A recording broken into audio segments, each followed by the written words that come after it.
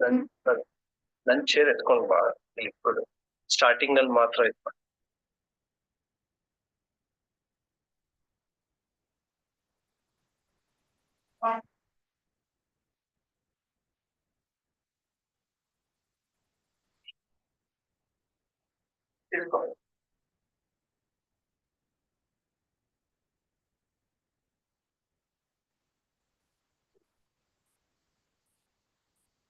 ನನ್ನ chair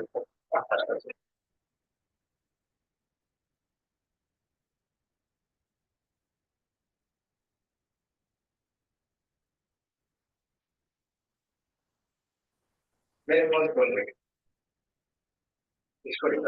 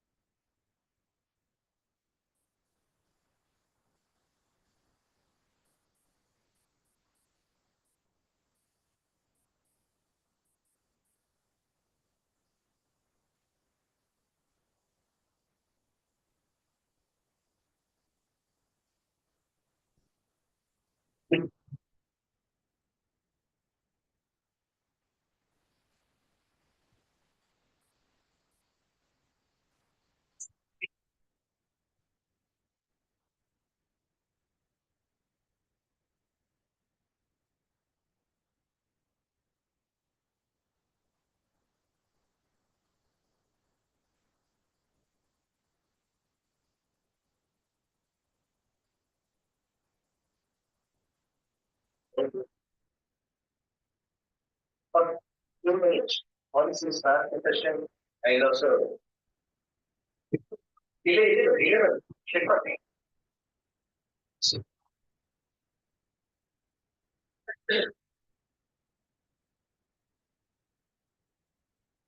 Shri Gurubhyo Namaha. Good afternoon to one and all present here, respected Swamiji, distinguished chief guests of this function, and dear students.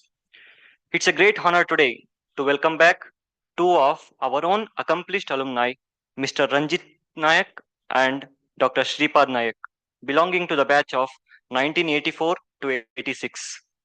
Both are graduates from NIT Surathkal. We are thrilled to have them here with us.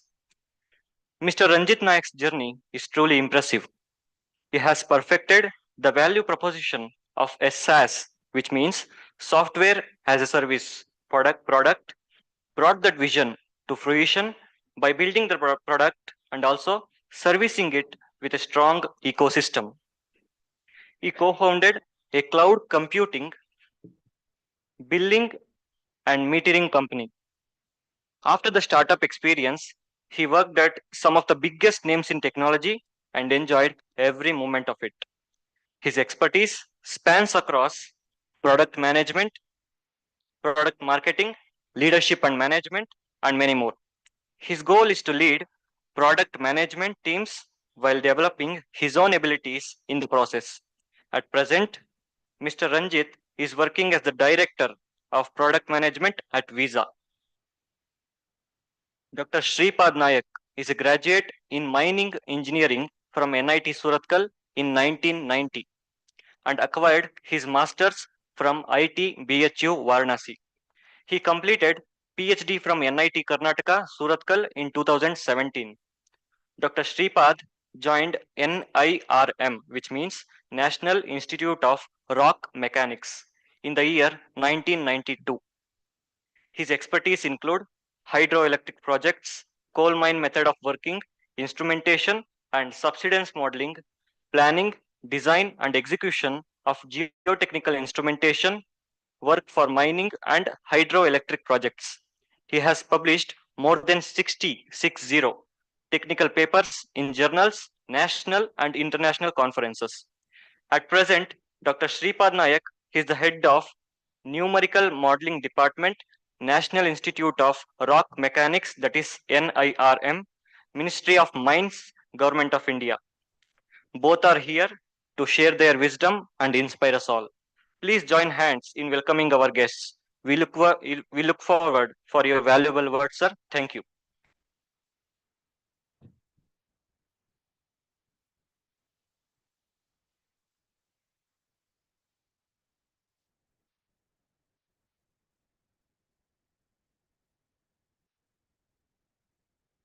Use this mic.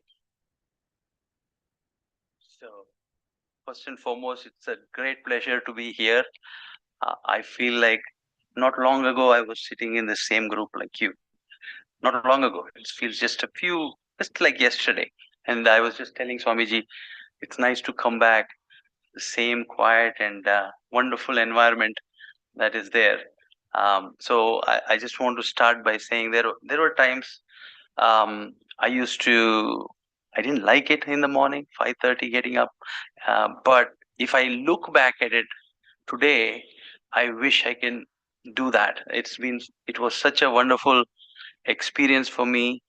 The quiet nature in which you get to study, it's like a nice island that you stay, and you should make the most of it. So I apologize. I'm going to speak in English. I wish I could speak for a given long time in Kannada.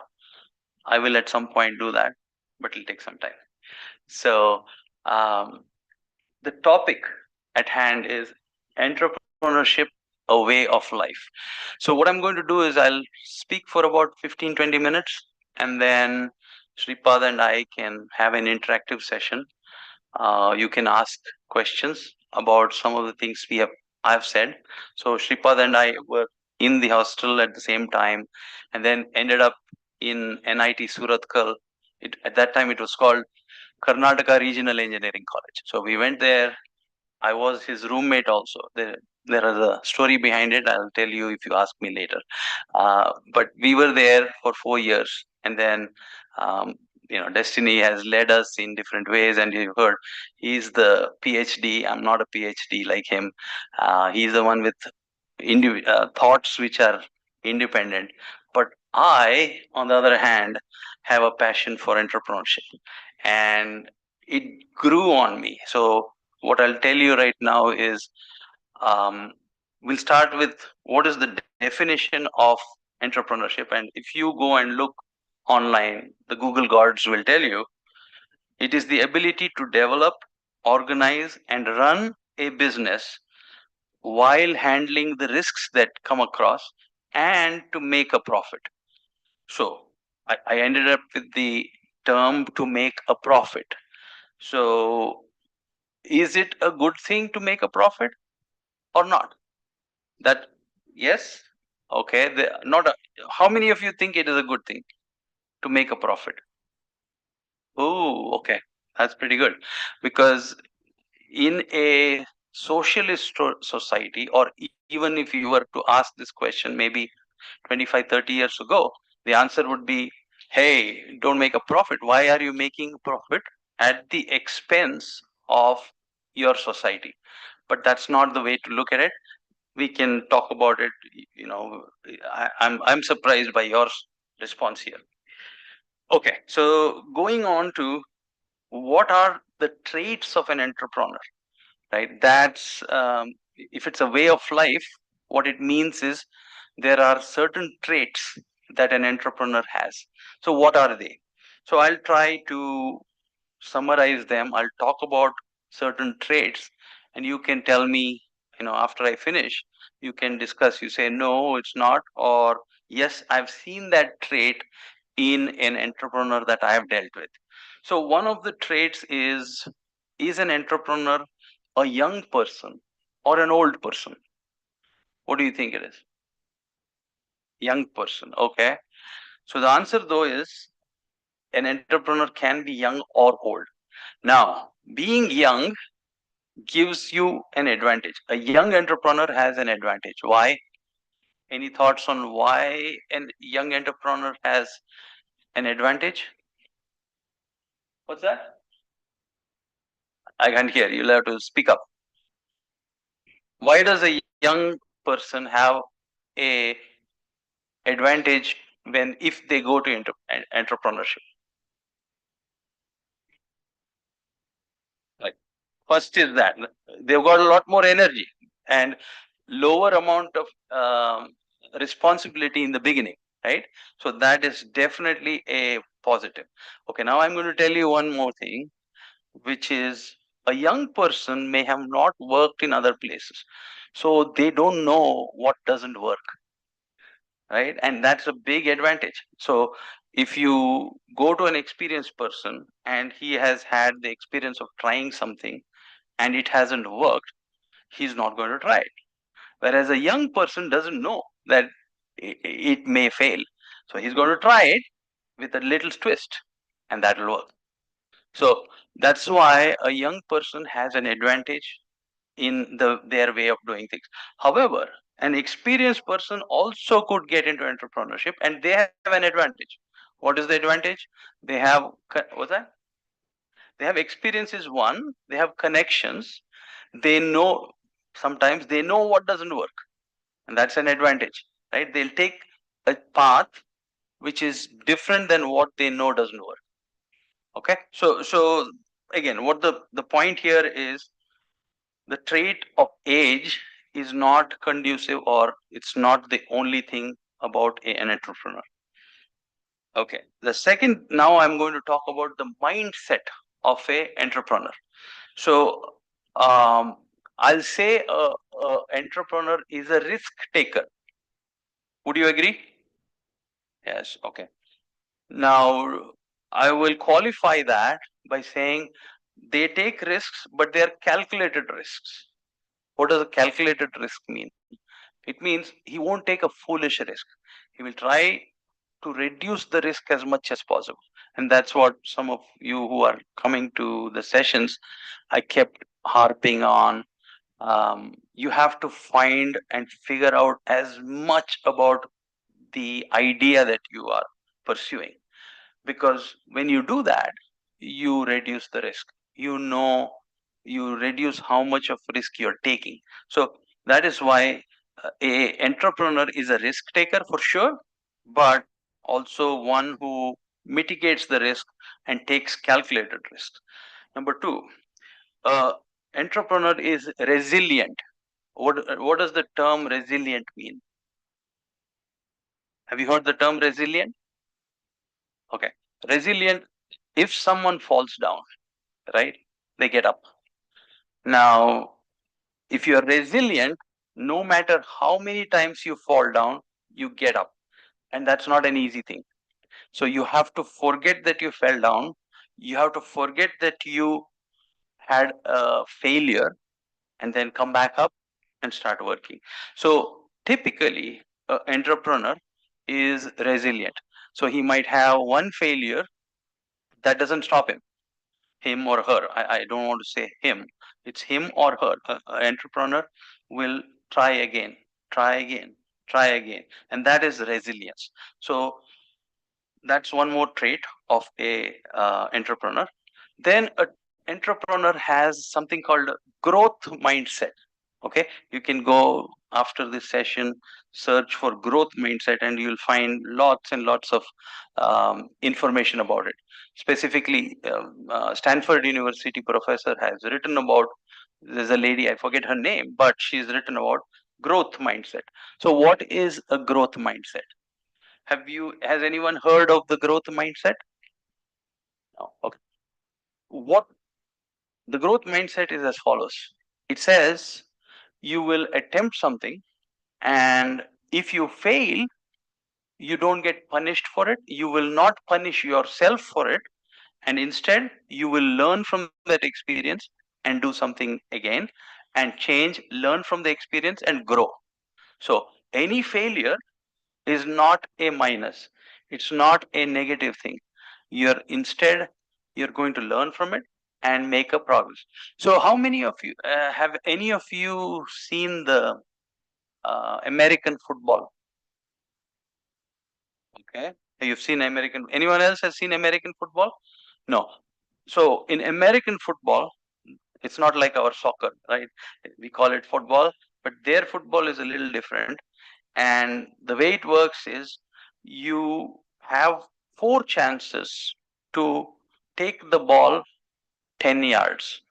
So now the way good teams play is they will always make an attempt to go 3 yards, 3 yards, 3 yards. So everything that they do, every chance, so they have four chances, right? So of those four chances, every chance they want to go forward. So they are looking for ways to go forward. So sometimes they may go this way and forward, this way and forward, this way and forward. But in every attempt, and sometimes they fail. So in a chance, they take a shot and they're not able to make it. That's okay. They're going to try it again. And that's what a growth mindset is. You learn from your mistakes. If you fail, you don't stop, you still proceed. Okay. The next trait of an entrepreneur is they're innovative. So, what do I mean by innovative? Innovative means you think about different ways to do things. You don't take the status quo as this is how things work. You always look for improvement. You're always, sometimes the entrepreneurs are looking for 10x improvement. What do I mean by 10x improvement? It means, what's that? 10 times better at whatever it is. So if you are able to do X, you want to be able to do 10x, and that's what they will, their idea would do something which will get you to 10x. Then the other two minor things are they're very situationally aware and well informed. What is that? That means they know how the situation in the world is changing, and you will notice it as follows. See, today it is hard for people to believe that in our times there was no such thing as Google Map. There was no such thing as Google. So we couldn't search for anything and find the answers to it. So if we wanted to go to a certain place, the way it would be is you talk to your friend earlier, you get the map, you say, okay, turn right at the HP petrol bunk, then you go left, and that's how you'll reach. And if you get stuck, there is no way out because there's no phone, no cell phone. So you see, but then someone who anticipated that this network would work would have got ideas on a Google map. Someone would have anticipated when the network works, we could talk to each other. So those are the entrepreneurs who brought in the phone. So which entrepreneur brought in the iPhone? Steve Jobs. So I'll tell you of an anecdote of Steve a little later. Um, so another thing about entrepreneurs, they want to make a big impact to society, impact to the way we are doing things. And as I said, they don't like to keep things at status quo. Status quo means no change, let it be as it is. So you will find that they want to make an impact in the community in which they stay. So they want to give employment to thousands of people. They want to ensure that all the thousands of people in their community have a good meal.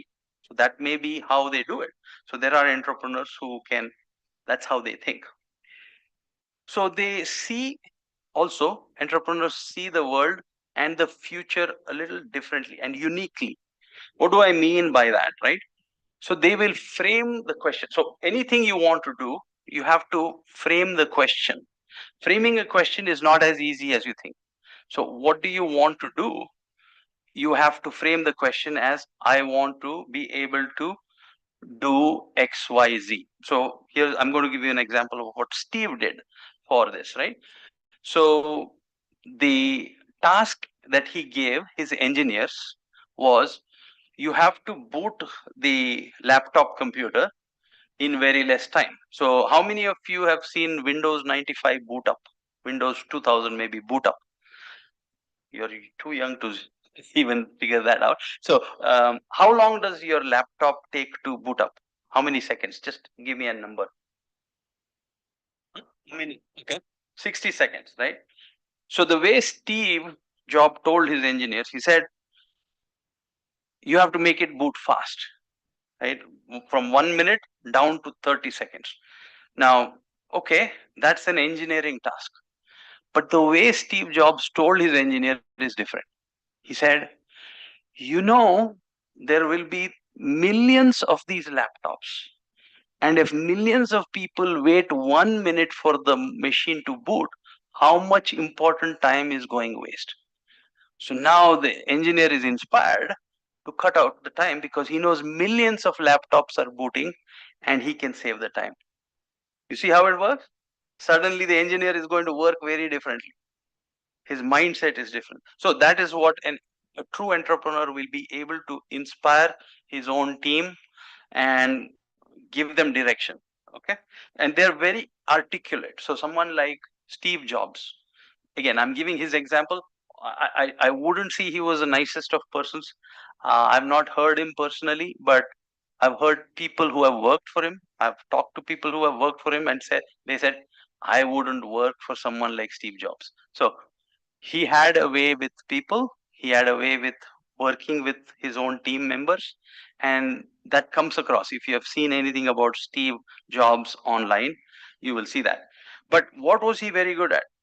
He was extremely good at articulating the vision, convincing people that what his idea is the best idea. And he was very good at something called advocacy. Have you heard the term advocacy? Okay, what do you think advocacy is? Some who said they've heard advocacy? Advocacy. I think you're going to talk to an advocate later or hear from an advocate later. But advocacy is taking an idea, taking that idea and convincing everyone that this is the idea they need to pursue. So you're advocating your own idea, your own thoughts, your own direction. So to do that, you have to work very convincingly. You have to be articulate. You have to explain and make sure that you're convincing the other person that they need to take this path as opposed to some other path that they were going along. And you have to be very shrewd. So if you go in a meeting with 10 people, then you cannot expect to get all of 10 to go with you with your idea. So what do you do in that case? How should you deal with it? So one of the things about advocacy is you sell your idea retail. What does that mean? If there are 10 people in a meeting, then you're going to convince the one or two people who you think will oppose your idea before the meeting. So you're going to talk to them one on one, convince them, make them understand. And then when they come to the meeting, what will they do? They will go with your idea. Okay, so these are some thoughts about advocacy. But an entrepreneur is excellent with that. They know how to do that and they build those skills. See, when I say an entrepreneur can do that, he or she would have built that skill, would have learned to do that. Okay, so all that I told you about, so many traits that I told you about, are of an entrepreneur. But do you think you cannot use this in your day-to-day life? All the things that I told you, being aware, do you think you have to be an entrepreneur to use those? No, right? So this can be used in your day-to-day, whether you're a student or you take up a job. So people who have these traits are very, very valuable to companies. Companies are looking for people with a growth mindset. They are looking for people who can articulate and convince and drive a decision. So you become valuable whether you're an entrepreneur or not. The traits that you are. So in life, these are the traits that you have to build anyway. So that is why I came around in a circle. But now I want to tell you two things before I conclude, and then maybe Shripad, you want to say something, you're welcome, and then we can just have a discussion on any questions you might have. So the last two things I want to say. Entrepreneurial thinking is not for people who are speaking in English only. Okay, I'm making the statement very strongly, and the example is Germans and Japanese. They don't speak English, but they have built the best cars, right? So my point is, you don't need to know English to be an entrepreneur. Number two, entrepreneurship is not only for the tech industry. See, we have here in the last 20, 30, maybe 3 decades, we keep hearing of entrepreneurs in the tech industry. Even the examples I gave you, Steve Jobs is from the tech industry. But by the way, you know something? He was not an engineer. He was a designer. He was a person from the social sciences. So he's not an engineer. However, he is able to think like an entrepreneur, bring something to a big idea fruition, and make a huge impact to humanity. The iPhone, which we are using, we are carrying these computers around. These things have revolutionized how people live, right? So that is the other thing I want to say. So entrepreneurship can come in many different industries. So I'll two examples I want to give. I've given that to our class students. One is this person who's a cook. So he's got a cooking channel called Bhatt and Bhatt. So he speaks in Kannada. He's from South Canada or North Canada, and he started building these small videos and built up a viewership. So he's making money from YouTube, and now he's making money selling products that he was actually cooking. And he became so good at it, and the reason he was good is people enjoyed the way he expressed, showed them how cooking in a rural environment was nice. What is the technology there? Only the video taping, that's it, and that too it's not special. So my point is, he's one example. The second example I'll give you is Habild. Habild is a um, person who teaches yoga online. So he has got 2 million, I'm sorry, not 2 million, 2 lakh, 200,000 students who do yoga every day following him. So it's all about healthcare. It's not purely technology. He is using technology with it, but it's really a healthcare idea. Okay. So with that, I'll stop. I don't know, you want to say something? Okay. So if not, I'm opening it up for you to ask any questions about entrepreneurship per se. Not that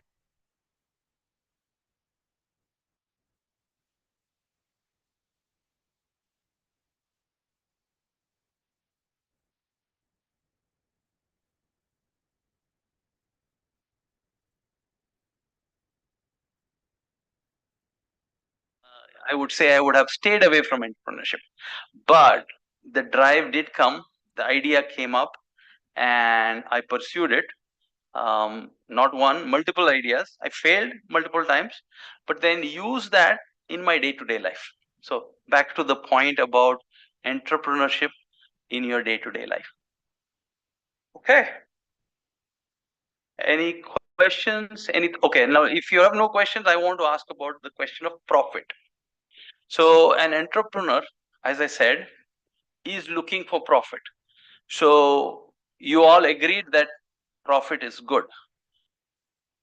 Is that really good if a person starts a company and extracts all the profits and is benefiting? Is it not hurting society that he is benefiting? So then I'm just flipping it on you. You all said profit is good. So is that good if he does that? No? Yes? It is good. It is good. Why would you say it, it is good when I think you need to qualify it. That's why I'm getting to qualify the profit. Okay, okay. What is at the cost of others? Mm-hmm. Mm-hmm. Okay. So you're saying eh, profit, as long as it's not exploiting resources, is good. Okay. Okay. So how do you ensure that an entrepreneur does not do that? Because who's to stop an entrepreneur? He can exploit, right? He will continue to exploit unless what? So again, I'm asking you to think here, because yes, we are saying entrepreneurship is good, but it comes with some responsibility. Okay. Okay. And what is ethical?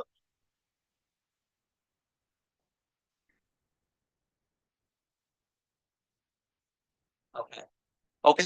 Can you enforce it? Is it enforced?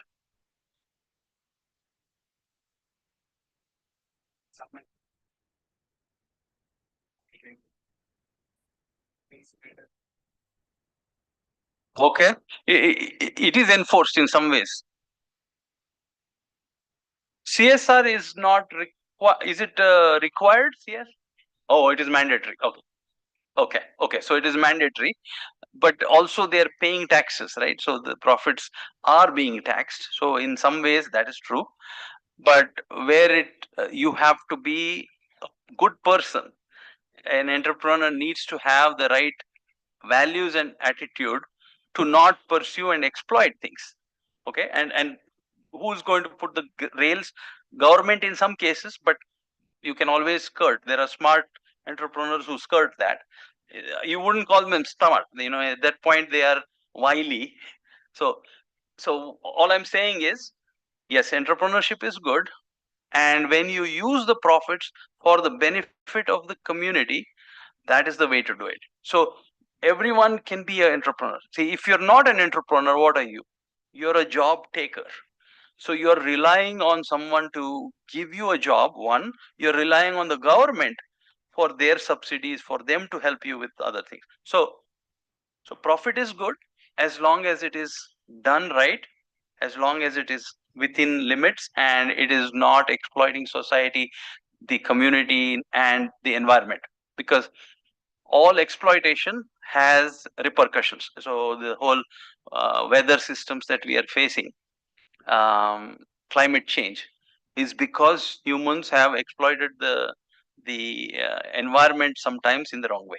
Okay. So just having a discussion about profits and why it's okay to have profits, and at the same time not go berserk with more profits.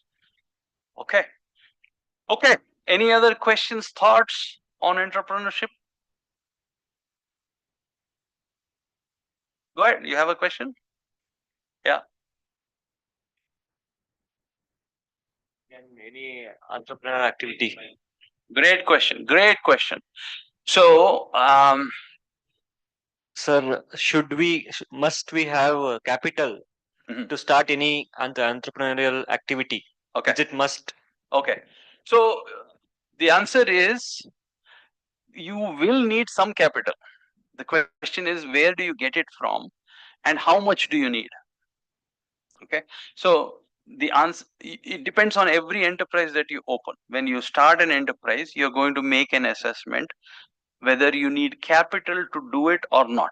Okay. And typically you will need when you have something called scale.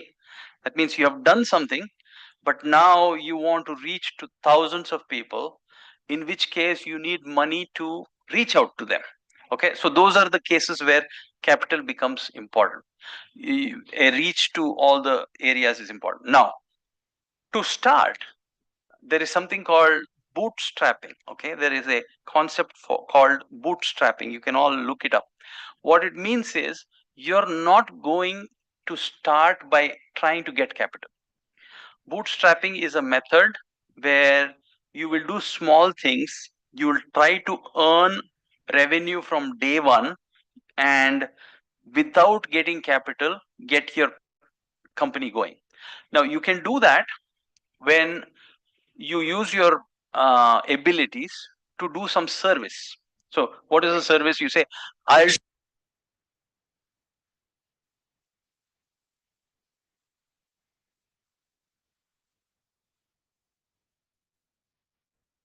some money in, you're building your product. So that is a way to avoid getting capital from someone. Now, having said that, getting capital is not a bad thing. Okay.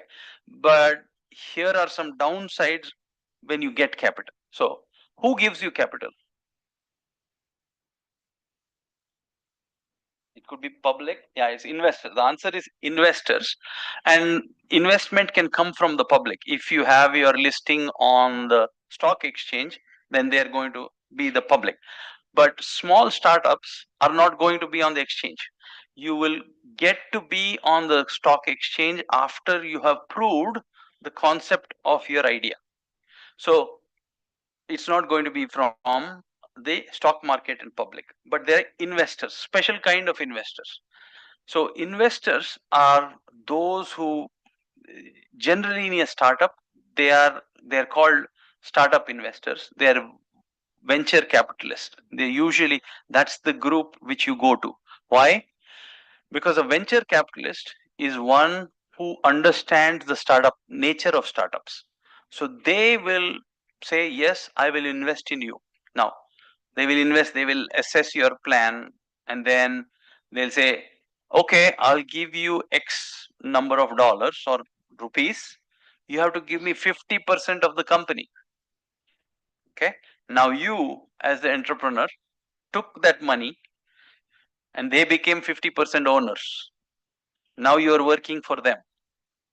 They're going to say, oh, you said you're going to grow from here to here, and I want to see that. So now you're going to work hard and hard to make sure you meet the expectation of the investor.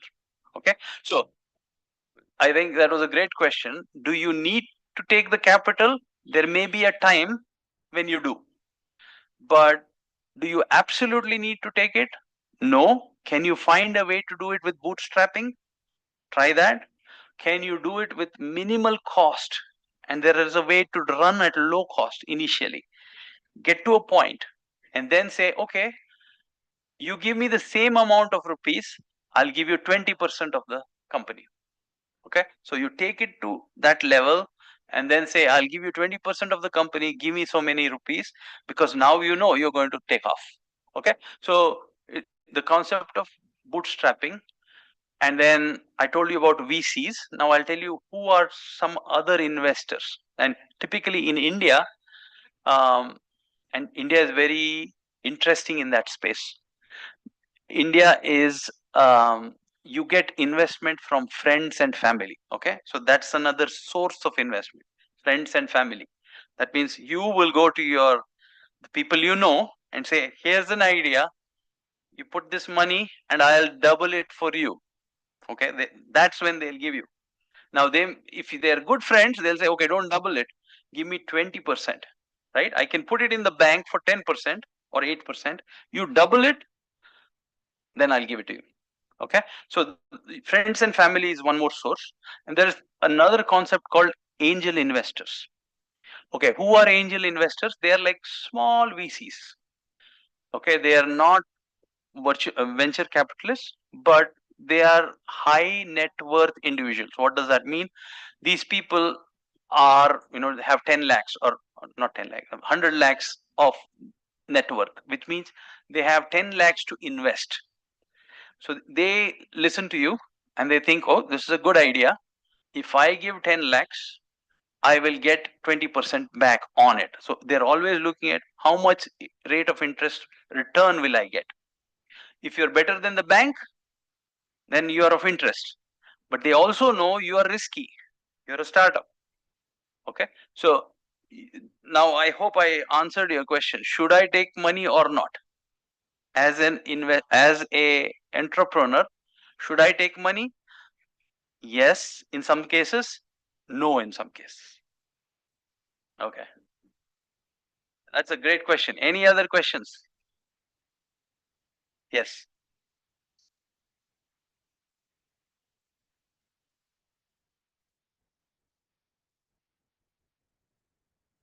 Yes, the first question is like I grew up in a hostel, the ashram for 7 to 8 years. I was here from 2016 to 24. Okay. we are imbibed with the ideas of service and Okay. ethics and all those things. Yeah. So that is how we have grew up. And if we see a lot of startups these days, Mhm. it is not exploitation of the natural resources, but a lot of human resources in the say of human minds, entertainments. Mhm. Through the way of giving entertainments and all those things, we are exploiting human minds and we are making weak. And we are Okay. also taught that all this Instagram, Facebook are not good Mhm. in those ways. Okay. So now, thinking in a mind of doing a startup Uh-huh. uh, in a software industry, Yeah.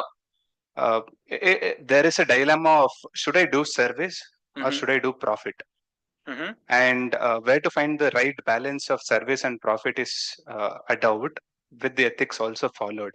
Yeah. In those ways, I would have to remove out some of my ideas because that is against whatever I've learned here. If I Okay. could have been outside, if I had grown just with some knowledge and all those things, I could have directly done it without thinking of if it is affecting the society and all those things. Okay. But these things would have imbibed me with so many things that Yeah. I should neglect those ideas. Okay. So that way, I should also join some service into my whatever startup I'm doing. So how to find the right balance so that should I find a right balance of making service and profit, or should I first consider profit as my Mhm. thing and slowly start doing service, or should I directly orient into service and slowly also make profit? Okay. So by the very definition, an entrepreneur goes for profit, right? So I would say go for the profit and use the profit for service. Okay. So you can always take the profit and put it to good use. Now, ethically making profit is a choice you make. So don't go into things like those which are going to harm society. For example, if you were to make that decision on ethical investment, so you will not invest in smoking companies or tobacco companies. So you have that choice. Same way, you have the choice of not doing it. You have the choice of not making preying on children. So you see these Instagrams and all these Facebook seem to be exploiting the children and the younger generation. So don't do that, right? You have a choice. There are enough ideas out there which are purely helpful and can make a profit. That's the point I was making. It's not only technology. There are non-technology ideas where you can make a profit. And now, having to make a profit, I think, is important because that will let you come up with ideas which are economical. Now, only then can you make a profit. You have to be economical. You have to be economical in with resources, with human skills, human resources, and everything. So I would say you make a profit, and then you can always do service with it, right? Since if that is your drive. But if on the other hand you say I'm going to do a non-profit, if you say service only, these are called non-profits. So technically, non-profits, I would say, are a different type of enterprise. The way they work is, I've got so much money, I will use only so much, or my output and input are balanced. Profit is zero. That's why it's called a non-profit. But I would say, okay, this is my opinion. I won't, you might get other opinions. My opinion is you should go for a company which will make profits because that you're establishing and you can keep making profits and then use that profit to help society, right? You can always give it back. So it's in your hands. At the end of the day, I don't think it's a dilemma. The dilemma is what enterprise you will build, which is profitable and still you can give back. Understood, sir. Uh, the thing is, whenever I used to plan for startup in my PU and all those things, uh, slowly I've understood that I shouldn't do in the same way. Is that we start planning out everything at the earliest stage itself. I also realized slowly after growing that that is the mistake I was doing. For example, by listening to stories and all those things, Mhm. Steve Jobs never started directly with a Mac OS and all those things. Mhm. It's with a very basic idea which grew. Yes. Also, Facebook was just used for the Harvard College communication system, and Mhm. slowly it grew up with everyone using. Mhm. So this is a very slow realizations. Okay. And out there, when we see a lot of advertisements, a lot of videos and all, it's only about these kind of startups which are very big. Correct. But when I come to meeting alumni like you and others, they've also started their own startups which are never heard of in the normal public, but they're also making a lot of profit. Yep.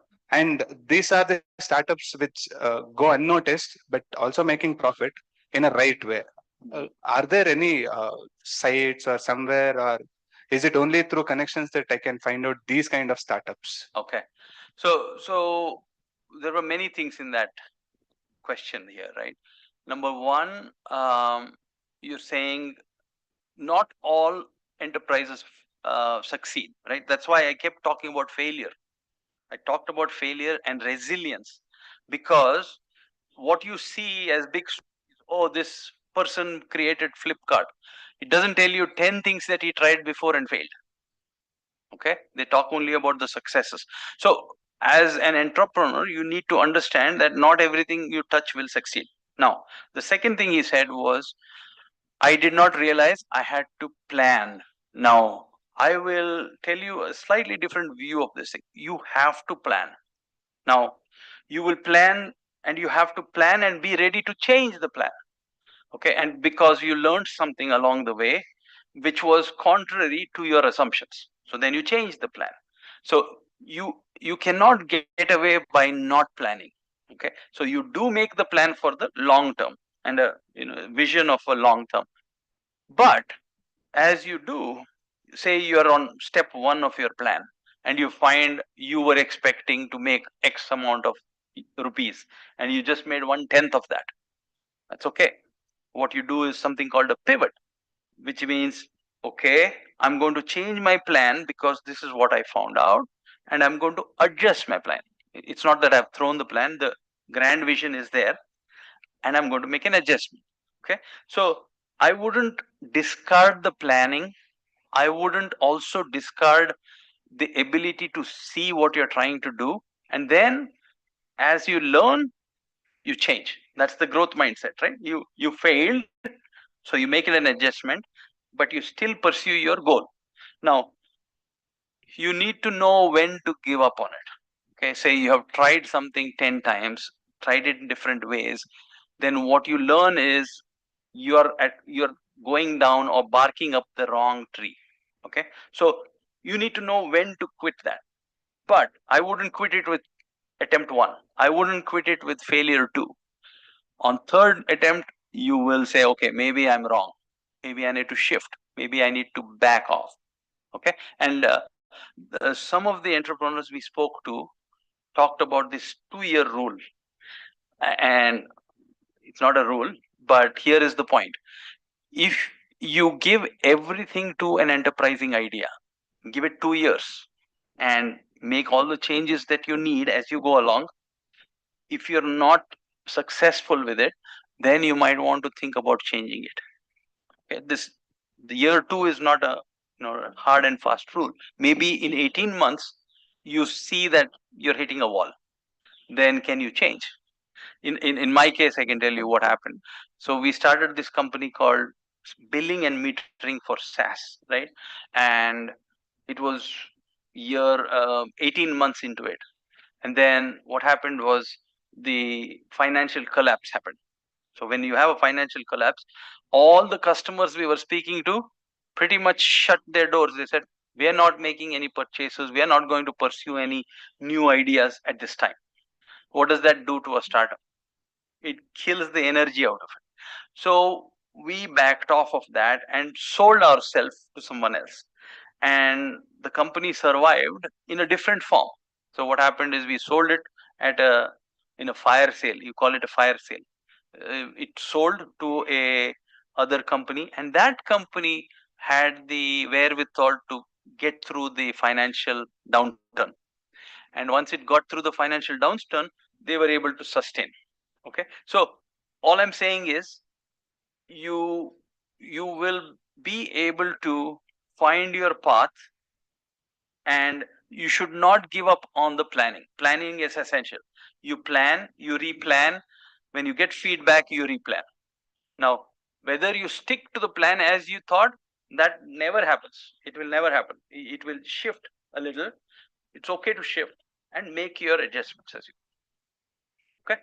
I Yes, hope sir. that was helpful. Yes, sir. The last question is about there are three things. One is we talked about startups Yep. and ideas and entrepreneurship. There are also other two things which I would also like to understand is one is business. Okay. So, doing a business, and also the third thing is about taking over of a company which is in-laws or which can be revived or which can be made Okay. better, and these two things.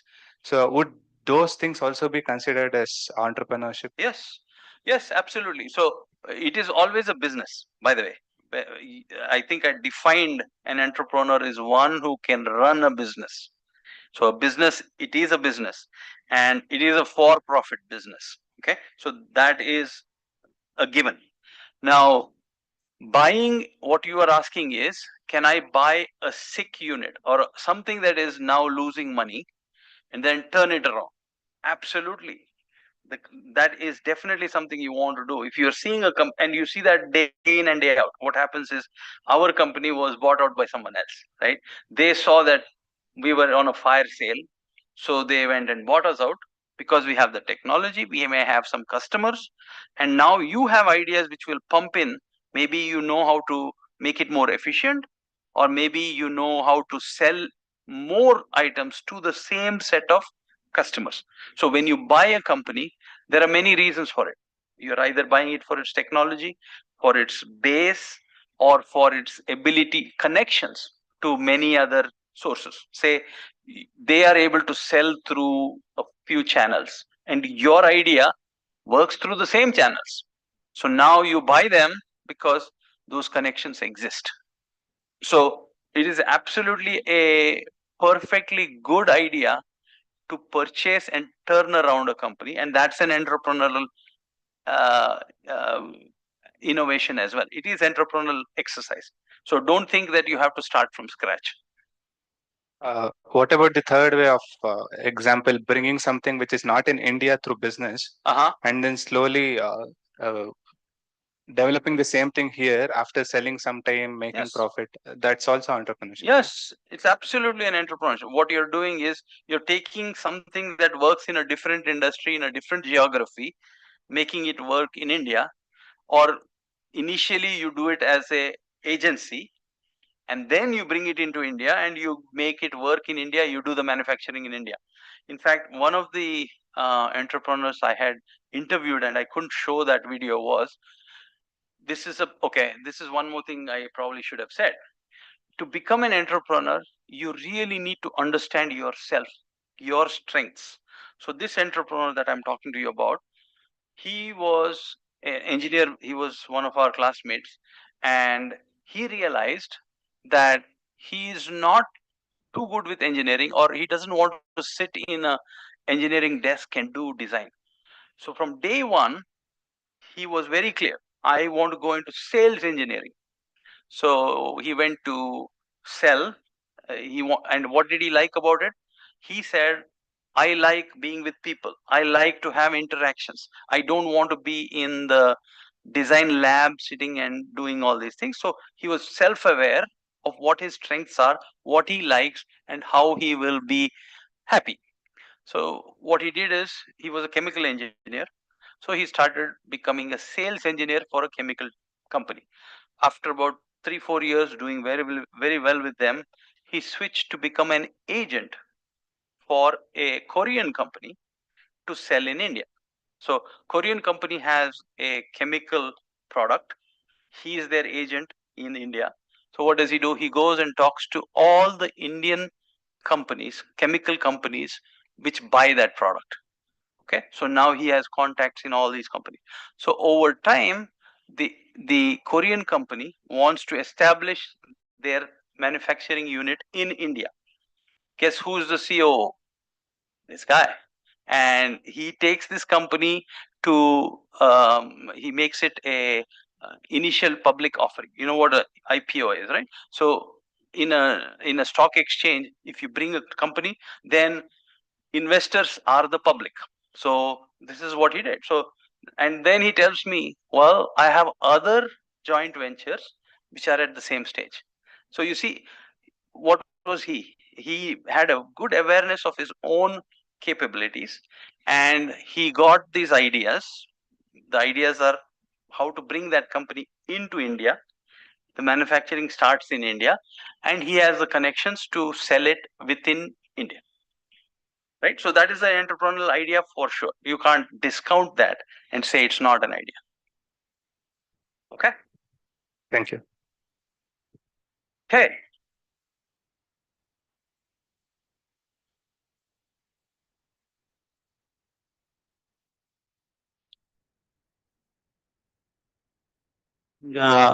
So many jobs.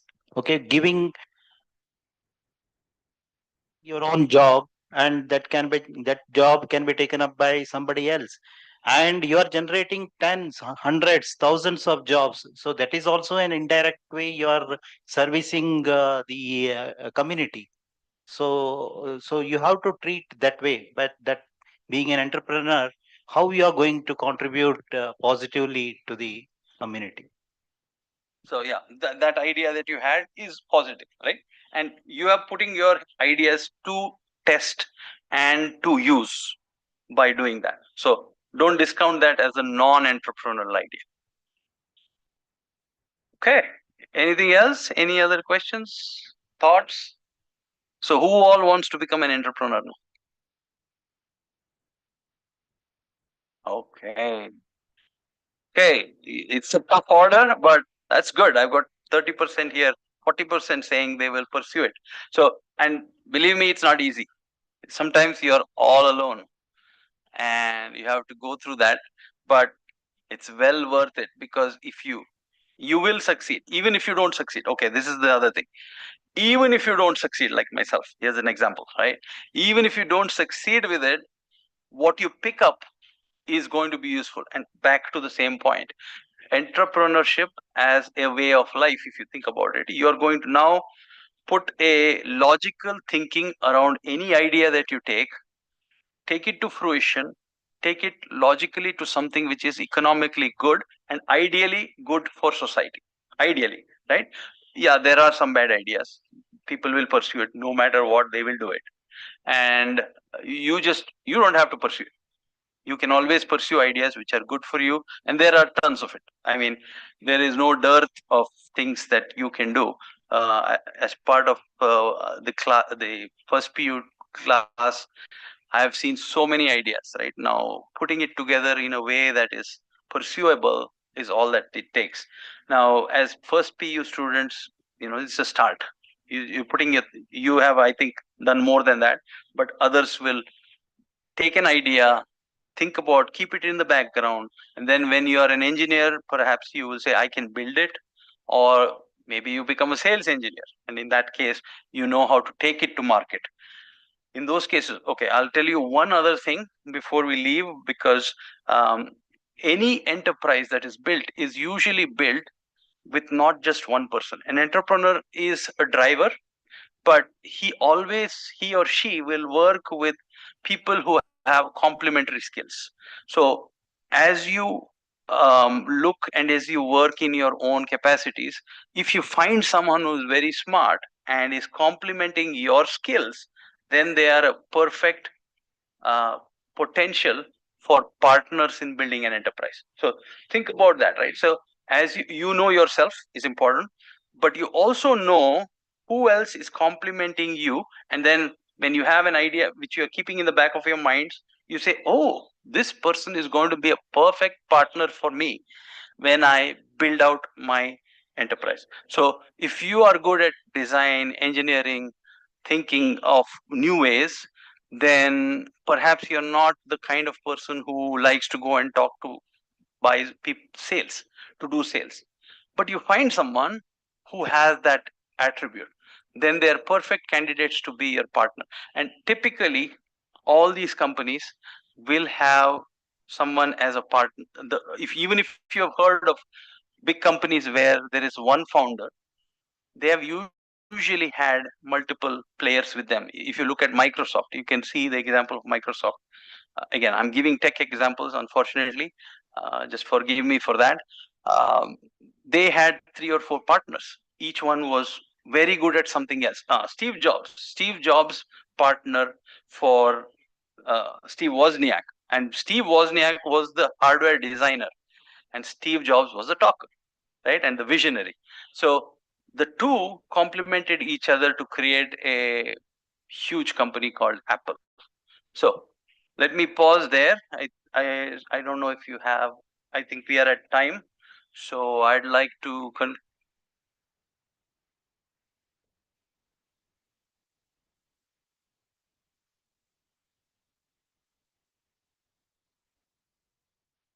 Okay, so thank you for being a good audience and having this interactive session.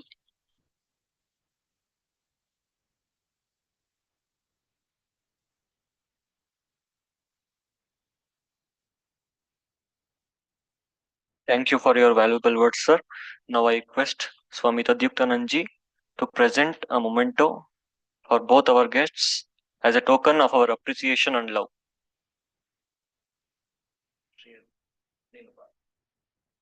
Ready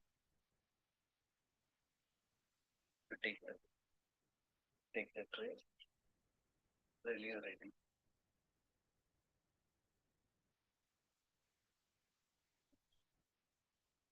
Platinum should be time will change. Till it has a eternal value. Yes.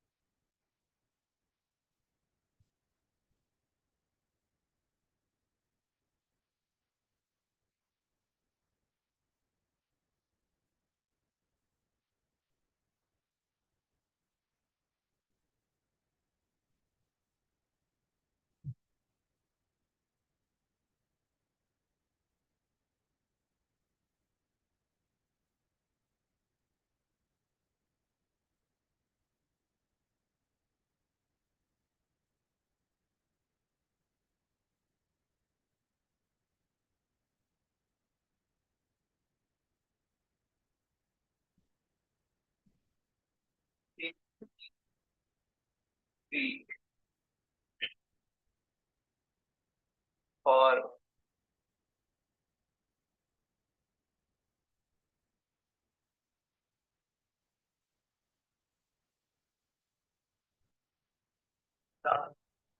it depends on their liking, what they wanted to contribute, what they want to see, how they would like to give back to the institution from where they took. It all depends on that. But still, just to be to draw your attention, you also will be like this after a few years.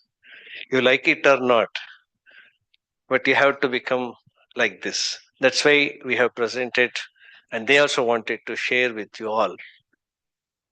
Some alumni, they come, spend time, cherish nostalgia, and they go back.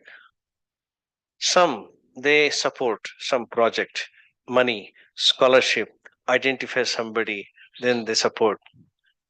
But very rarely we see who would like to come again and again, see, verify, and support and sustain that support.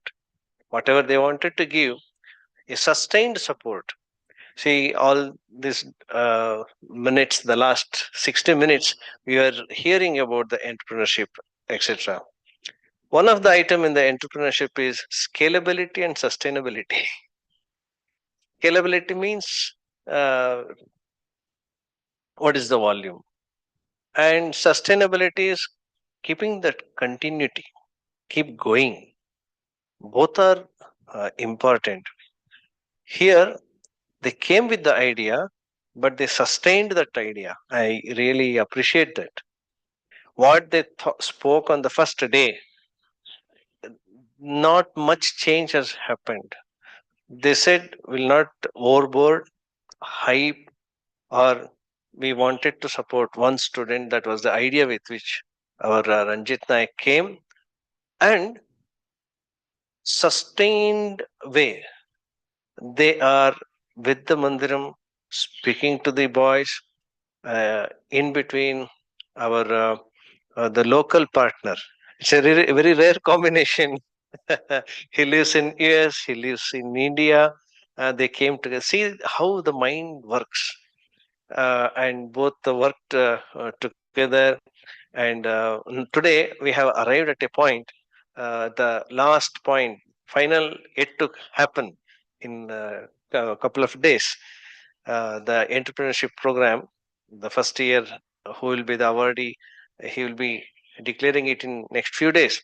But what I really enjoyed and appreciate is the sustained effort, the continued effort, which we rarely find, and all the more in India we don't really see that. But any person who has done it, he has reaped the fruit. So here is a very good example. Even I also fail in doing that. Let me be frank in it. I start something, but sometime it will not go long. I don't take it to the conclusion. It happens with everyone. But here is an example right in front of us. And doing it on a platform is more difficult. Individually, we can do it. On a platform, because the responsibility is high, commitment is high. So here we see the both brothers. I am very proud and also happy to have you here and present before our present students. I invoke. I don't say thanks. Thanks doesn't mean really. So I invoke the blessings of Sri Ramakrishna, Sharda Devi, and Vivekananda on both of you and your family and on your deeds. And I invite, take all their best wishes and reach it to you on this occasion. I thank you very much for your time.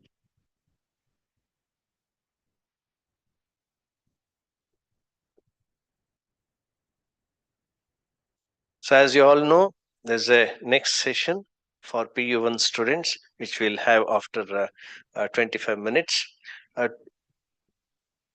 They will have a cup of coffee with us. Then we'll get into the next session. My request to all PU1 students to participate. All of you should be there. All of you should meet our Naik brothers. Now, always it is impact on the mind is when we meet in person. So he has come all the way from United States. It's a great opportunity and rare opportunity. Ask your the previous second PU degree students who were here during the first PU. Never they had this kind of an opportunity. So all the first PU students be present, and the training will be for the selected five as per his wish. And if somebody else wants to witness, you are welcome. There is no secret, there is no restriction as such, because it is knowledge. Knowledge, whoever wishes to, you can come and join the session at 4:30. It goes up to 4:30 to 4:30 to 5:55. Then Arati will be there. Depending on the time required, we'll see if it can be. If it goes long, we take a break of 10 minutes we'll take Arati and we can continue. You have that freedom. If it can be winded off before that, so 5:50, 5:55, we shall close. Om Priyata पुण्डरीकाक्षः सर्वयज्ञेश्वरो हरिः तस्मिन् स्तुष्टे जगत्तुष्टं प्रीणिते प्रीणितं जगत् हरिः ॐ तत्सत् श्रीरामकृष्णार्पणमस्तु